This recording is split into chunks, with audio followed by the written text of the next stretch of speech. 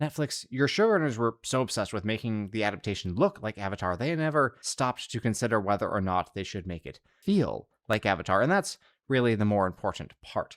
I know this may be hard to believe, but we, the audience, most of us fans of Avatar The Last Airbender for a decade or more, are not particularly attached to the cut of Aang's airbender robes, or the color of Sokka's water tribe clothing, or Toph's physics-defying hairstyle. One might, in fact, argue that those are the elements least suited to a live-action adaptation, and yet Netflix went to painstaking lengths to make sure they replicated them almost exactly to ensure the characters you see remind you of the ones you saw 20 years ago. And then they took almost everything that was actually good about those characters and threw it in the garbage. I have to hand it to Netflix. I have never before seen a show so thoroughly and consistently misunderstand its source material. The core of ATLA is not the bending, not the spectacle, not even the grand narrative.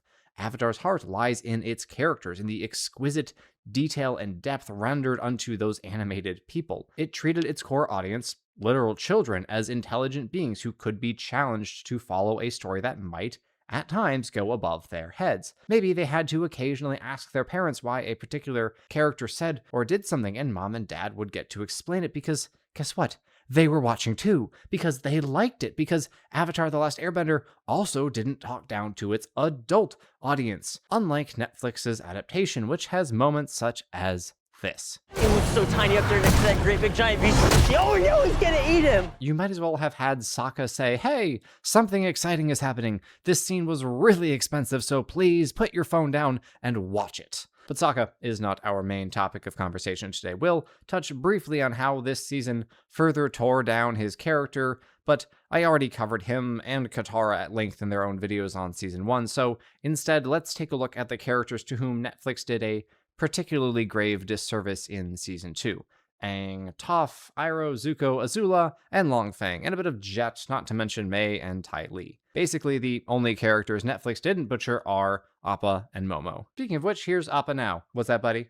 Momo ate all the food in the house and you need me to go buy more. That's gonna be expensive. It's a good thing this video is sponsored by NordVPN then. I will use the ad money to buy food for my pet, lemur. NordVPN helps protect your internet connection by encrypting your online traffic, making it harder for nefarious actors to get into your digital cookie jar, so to speak. Like all those cookies that every website now asks you to accept, yeah, NordVPN can block those, and it can block ads, perform anti-phishing and data protection, and includes a next-generation consumer privacy-focused antivirus that protects against threats like scams, malicious websites, and malware pretending to be a recipe book. I apologize for all the food references. I'm hungry. Anyway, all of that is available in one single subscription plan. NordVPN is, of course, remarkably easy to use. Just open up the app, whether you're on a phone, tablet, PC, whatever, select the location of your desired server, click or tap connect, and boom, your traffic is encrypted, your data protected, and those undesirable cookies kept out of your jar, like the raisin ones that pretend to be chocolate chip. Can't stand those. You can get a 2-year NordVPN plan plus 4 extra months at my link, nordvpn.com/MasterSamwise. And did I mention it's risk-free with Nord's 30-day money-back guarantee? Well, it is. If you value your online privacy while, for example, shopping for lemur food and don't want to get infected by the digital equivalent of cactus juice that will make your computer hallucinate and cease to function properly, check out NordVPN using the link in the description and pinned comment. nordvpn.com/MasterSamwise. 2 years, 4 extra months, risk-free. Thank you to NordVPN for sponsoring this video, and now, back to the video. Let's begin with Aang. He is the main character, after all. In Book 2, Aang begins grappling with the potential of the Avatar state and his lack of control over it, comes to terms with the fact that his friend Bumi cannot teach him earthbending and he will have to find a different teacher, struggles mightily in learning this new art, overcomes the loss of Appa and the pain it causes him, and wrestles with the conflict caused by his feelings for Katara and duty to the world. There's more to it than that, but those are the highlights. And for the most part, those character beats are technically included in the Netflix show, but condensed and compacted, thus losing most of their impact. There's no general Fong with all his shenanigans, just a brief conversation between Aang and Sokka when the Great Serpent appears. Aang is the only one to go to Amashu at all, visiting Bumi in his cell, and Oh, yeah, I forgot how much I hate this cynical, gritty version of Boomy. Almost every bit of whimsy has been ruthlessly stomped out of the show. But her work is condensed into one short training session, followed by a brief conversation quite a bit later, which works alright for the context given in the show, but Aang's stand your ground moment could not be any lamer. Seriously?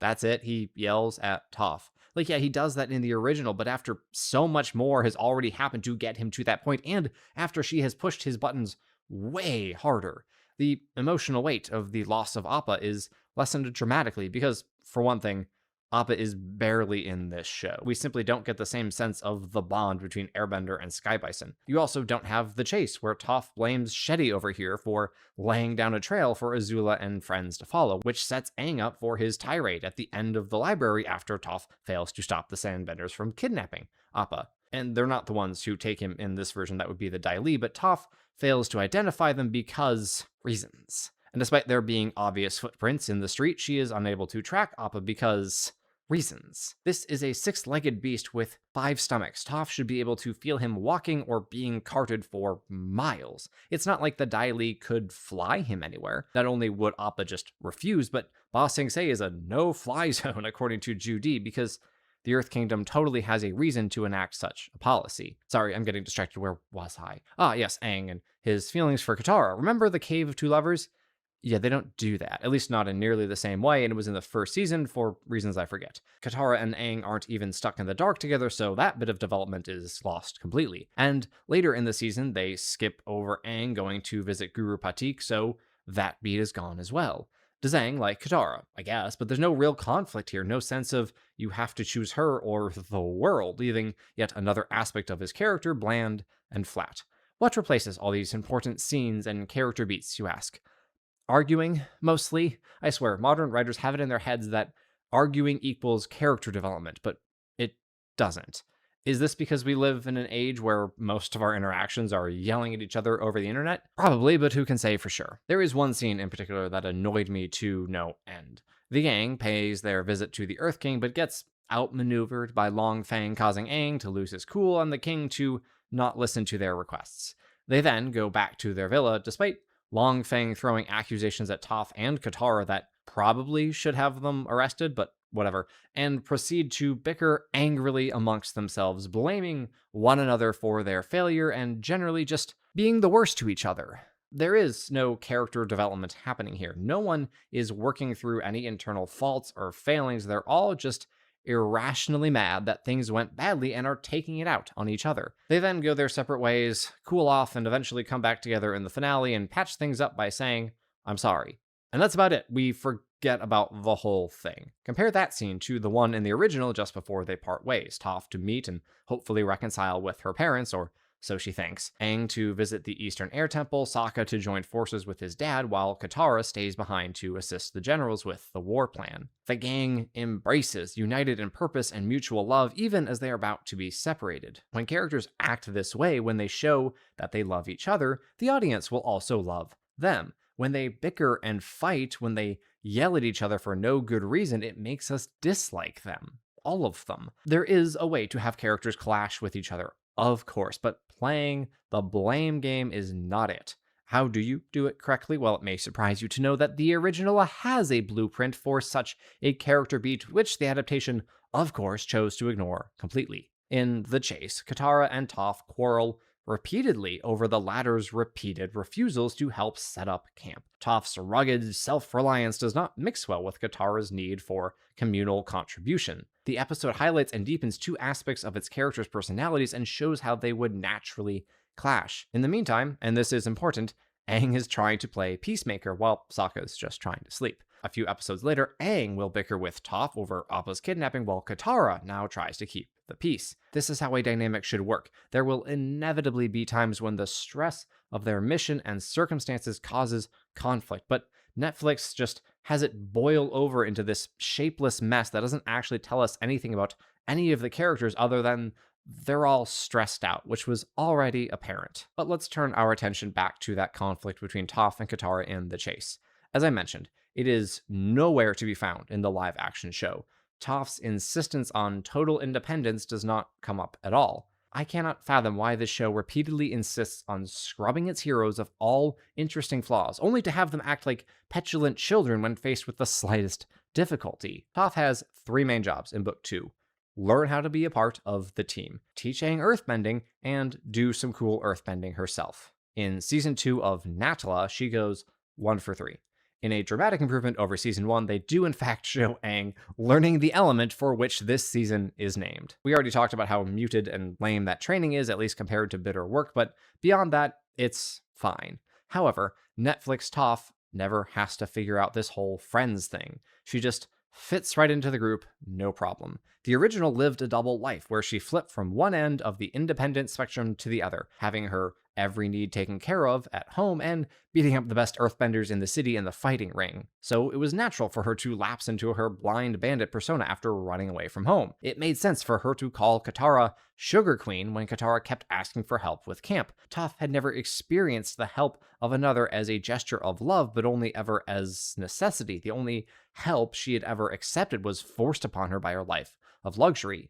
This changes when she meets Iroh and he helps her find the virtuous mean between complete independence and total reliance because, of course he does. Netflix does have the two meet, by the way, this time in Ba Sing Se, but the conversation isn't about Toph's own internal struggles, but rather about her relationship with her parents who are now selling raw materials to the Fire Nation for use in their factories because we gotta do the whole rich people are evil shtick and everything now. And during their chat, Iroh says, one of the most baffling sentences I've ever heard come out of a character's mouth. As we get older, we have to find the words to tell each other what we want. As you age, you are going to find that you want things, and you must tell people that you want those things. What? Just what?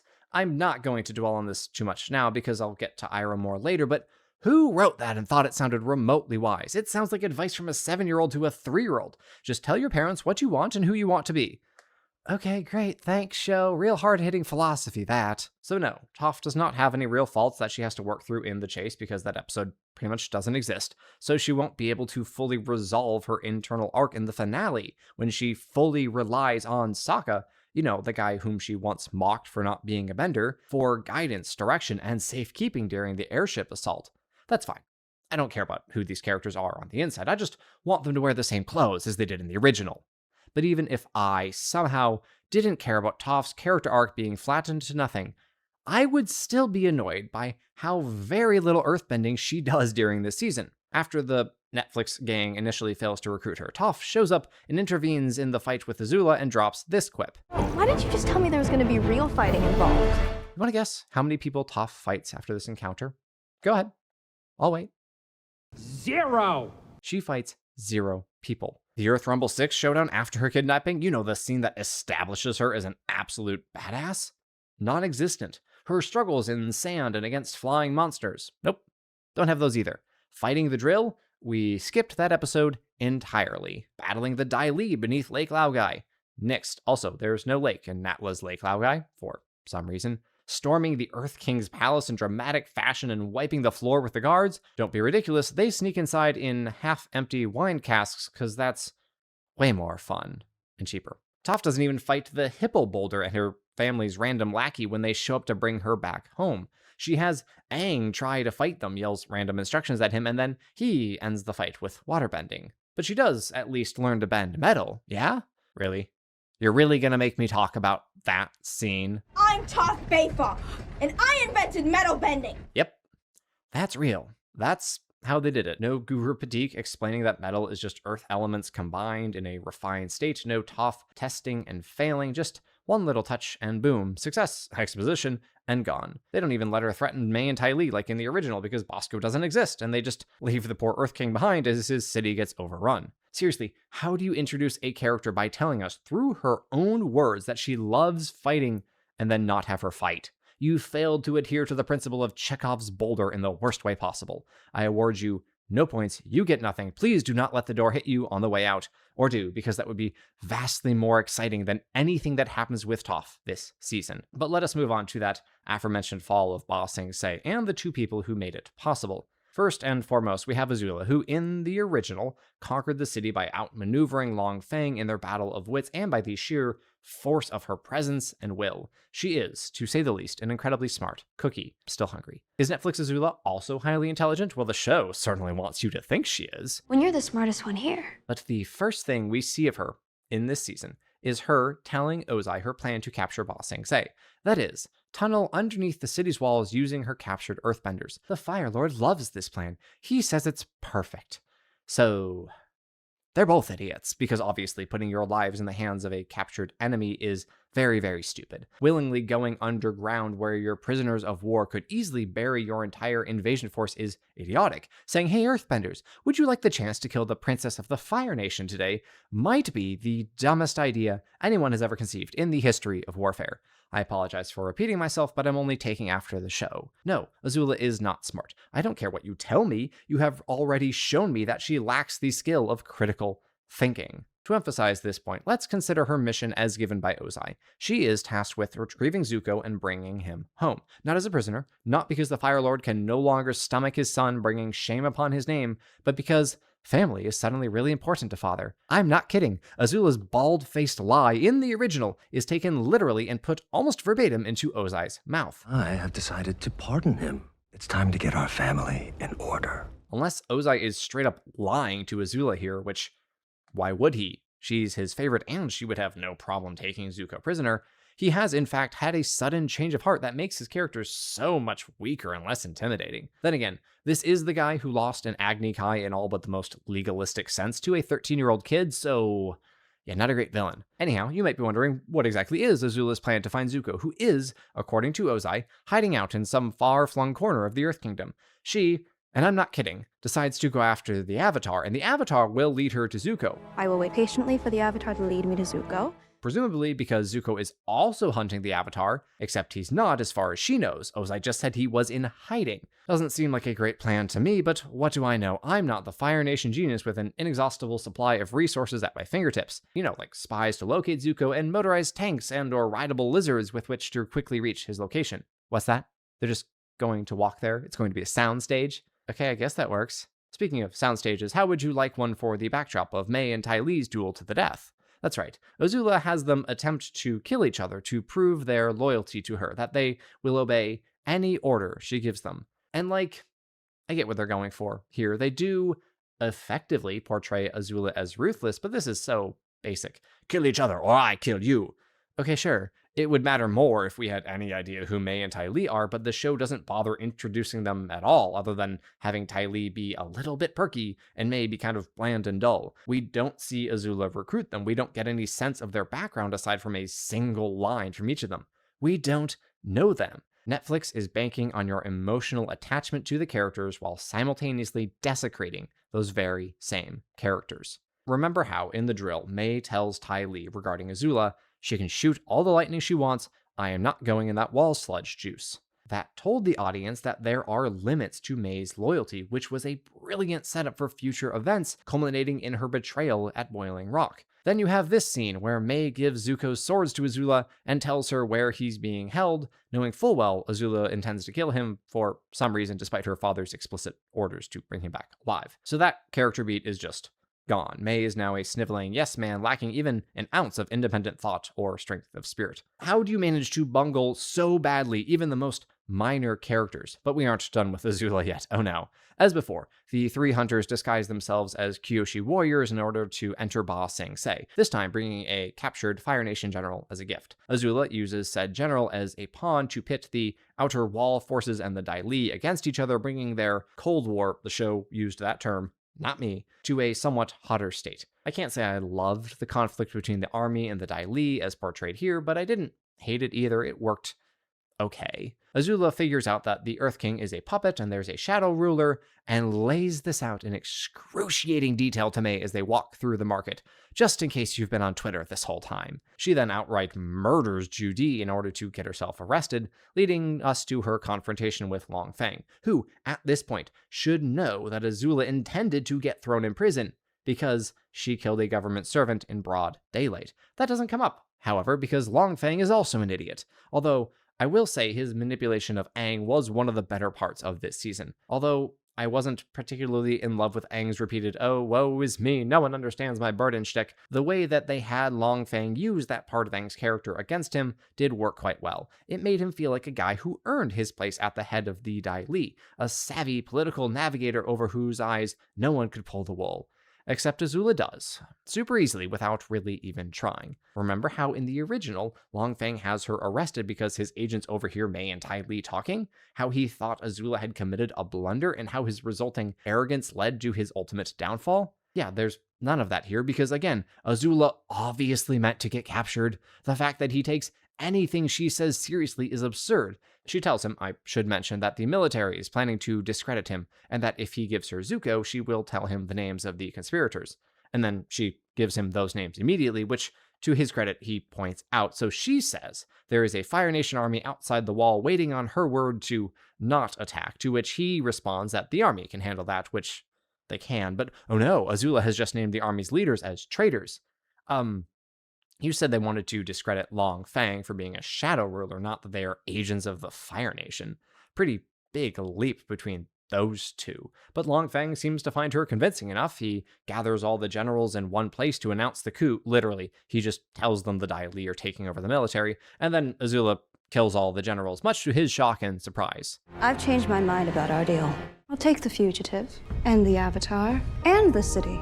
Cool, but, why would the Dai Li let that happen? You remember this scene from the original and this one? You remember how we set Azula up as an authority figure for the Dai Li? How she used them to capture Zuko? How they finally chose her over Long Feng when she took the throne and gave her divine right to rule speech? Which, by the way, she gives in prison, and it makes pretty much no sense in the given context because Netflix once again refused to understand the source material. Yeah, the Dai Li just follow Azula's orders. Long Feng never even tries to double-cross her because we ran out of money or time, I guess.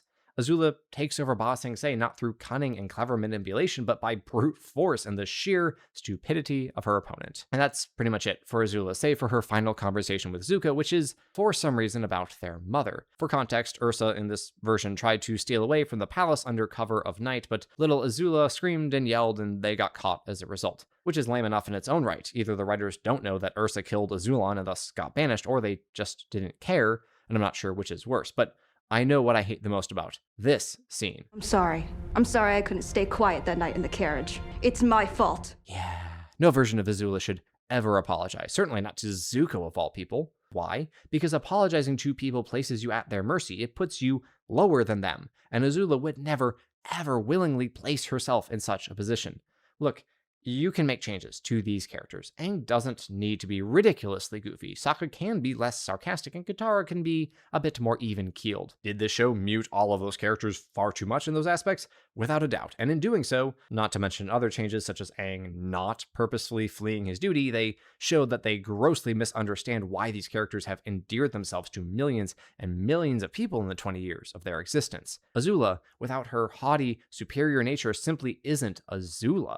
Zuko, without his passionate rage, isn't Zuko, and Iroh, without his effortless, timeless wisdom, simply is not Iroh. Let's talk about those last two, shall we? I said after season 1 that, in many respects, Netflix made Zuko too good, not enough of a villain. Well, apparently they took that criticism to heart because, oh my gosh, he is so terrible in the opening episodes of this season. For one thing, he's incredibly mean to Iroh, expressing his frustration at their circumstances repeatedly and blaming his uncle for them. You don't deserve joy. All of this is your fault. And that bothered me, because while Zuko is supposed to be a hot-headed young man, he rarely stooped anywhere close to this level of pettiness. But what bothered me more was Iroh's reaction. Lu Ten died. Iroh is not supposed to get defensive. He's supposed to be far more stoic than that, to be able to let angry words wash over him and keep his focus entirely on Zuko's well-being, not his own inner turmoil. More on that in a minute, though. Let's stay focused on Zuko. After his tirade, Zuko goes off on his own. Remember the scene in the original where he sees that pregnant lady and her husband, whom the gang will later meet, and decides not to rob them despite his own hunger? Yeah, here he takes their food while they're asleep. Talk about character assassination. I'm not sure it gets much worse than that. It also makes this character wildly inconsistent because practically the very next thing that happens is Zuko comes across a kid being shaken down by this group of Earth Kingdom soldiers, and he stands up for the kid by citing rules and regulations. Hair 5 inches too long. Bro, what? Did you Did you think that was cooler than him staring down the soldiers and refusing to rat out the kids? But more importantly, why would I believe that the guy who just stole food from an unborn baby would care one lick if this kid only gets to sell half his cabbages? The rest of the Zuko alone part of this show is alright, albeit dragged out. I did like how Ozai is shown pitting Azula and Zuko against each other, but in his other scenes he appears so much weaker. Who cares if Ursa thinks you're a monster, Ozai, you're gonna be Fire Lord. But the end of this episode is where Netflix does another significant disservice to Zuko's character journey. To again refer to the original, Zuko reveals himself as a firebender when he is unable to defeat Gao, the local soldier turned bully, by use of his swords alone. This is an unequivocally noble act. He is using his power for good, to protect the people of this village from those who would use their own power to exploit them. But the kid whom he saved hates him anyway. He is still the enemy. And this is an important piece of Zuko's redemption arc. You have to do what is right, even if you are hated for it, even if it gains you nothing. Your honor is not something anyone else can give you. It exists solely within your moral character. Is that same theme present in the adaptation? Kinda, but definitely to a far lesser degree. The kid and his older sister, because their parents are now dead, see Zuko firebending as he and the gang, now including Toph, fight Azula. Because literally everything happens in this one single Earth Kingdom town. He fights off the soldiers earlier, sure, but that happens without him having to use firebending, and we don't even see it. We see the lead up, go to a flashback, and then boom, there's Zuko with bloody fists. Given this show's lack of ability to choreograph fight scenes, I'm not particularly mad about having missed that, but still, the emotional impact of this moment is dramatically lessened without A, Zuko having to firebend specifically to save Lee, and B, him not approaching Lee with a knife and getting rejected to his face. But aside from that, Zuko was mostly alright. They do completely botch his date with Jin by not having him light the lanterns, which is a fun little way for him to get the idea that fire can bring light and joy, not just destruction, but it's far from the most egregious mistake they make. In fact, most of the rest of the problems I have with Zuko's arc in this season come as a result of how they handled Iroh. I have saved Iroh for last for one simple reason. Of all the changes they made to characters in this season, his were by far the worst. This old man is a sad, weepy, trauma-dumping, pathetic excuse for a character. To write Iroh in this way shows that you do not appreciate, understand, or even like the original work. In general, I detest what the adaptation has done with the men of the show. Sokka is an identityless loser who spends most of the season moping about Yue, and then Suki, and even his mom in one scene, to the point that he drinks himself into oblivion with cactus juice. Yes, they serve hallucinogens at official government functions in Ba Sing Se, apparently. Hakoda, as we saw in Season 1, whines about his inept son after telling Sokka he did a great job ice dodging, and never shows up in Season 2.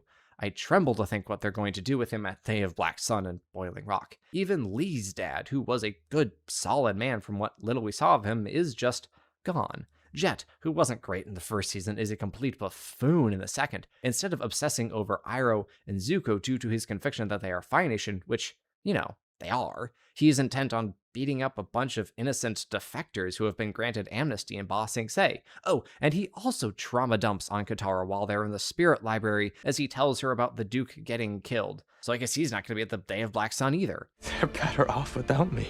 Or I can't. I just can't. How do you consistently manage to make every single character way less cool and interesting than they were in the original? Seriously, it would be impressive if it weren't so depressing. Speaking of depression, let's get back to Iroh, shall we? We all know that Iroh went through a rough patch after Lu Ten died. We accept that, but he went through it. Past tense, it's over now. He's a better, wiser man. This is why he's able to guide and counsel Zuko on his own road to redemption. But apparently that's not allowed. We can't just have men who are strong, virtuous, and wise. They need to be seen grappling with their past failures and many sins. Iroh must be constantly reminded of the atrocities that he has committed, such as when this random chick runs up to the wall and earthbends a gazillion names of the dead into it. First off, that's incredibly impressive, both her memory for names and her earthbending skill. Second, this, of course, causes Iroh to have a panic attack. And third, I hate it. Then there's the mugger. You remember this guy, right? The one whose stance Iroh fixes, the guy whom he encourages to find a more fulfilling career? Yeah, instead of doing that, Iroh just whines about how sad he is. It should have been me that day. It should have been me that day. Or, when Iroh goes to find the Order of the White Lotus, he comes face to face with a former commander of his who abandoned the regiment in which Lu Ten served because... The Dragon of the West is a cold-blooded killer. He ordered the burning of countless innocents. Wait. Where the hell are you getting that? Why are we saying that Iroh commanded the slaughter of innocents? You do know, Netflix, that not every person on the aggressive side, on the wrong side of a war, is a war criminal, right? I need you to understand that. I need you to understand that there have been countless soldiers in history, from the lowest rank to the highest, who fought with honor, even though their side was not morally justified. Can we please stop calling every single bad guy a war criminal? Even Toph's parents get called that. They're just selling materials to the Fire Nation. Traitors? Sure. Criminals? Absolutely. But that's not what war crimes are. Anakin fake surrendering is a war crime, but nobody cares because he's fighting a bunch of battle droids. Look, there are a lot of other problems with Iroh in this season. For example, his Four Nations lesson to Zuko goes basically nowhere. He never connects it to the Avatar, only briefly mentioning that he studied the Water Tribe. It's only there so Netflix can say, hey, you liked this in the original, right? Right? But I just cannot get over how utterly pathetic this character is. The original Iroh, the real Iroh, suffered through dire circumstances with a smile and a song. Literally. He showed Zuko, by his own example, what it means to live the life that is given you. You cannot control everything. You must make the best of whatever lands in your lap. This is a lesson he has already learned. Did he suffer? Absolutely. Was it tortuous? No doubt. Do we need to see it? No, no, no, no. The Iroh we are presented with here would absolutely not choose to accompany Zuko during his banishment. There's no way he would be in a strong enough mental state to do that. Zuko needs a rock on which to build his own virtuous foundation. If Iroh is not already there when the story begins, the prince would never have a chance. But we are going to circumvent that by having Zuko not need Iroh. There are two crucial decision points for Zuko near the end of Book 2, when he finds Appa, and when Azula tempts him with the offer to return home in glory. In both, Iroh is present. First, he begs Zuko to look inward, to ask himself the big questions, to stop chasing after the nebulous honor that he thinks would accompany his father's approval. Then, he tells his nephew, the redemption she offers is not for you. This is so important. Iroh knows what is best for Zuko. The prince needs to make his own choices, and Iroh would never imagine forcing Zuko down a certain path, as Ozai did, but all the same, Iroh knows best. But is Netflix Iroh even present in either one of those circumstances? No.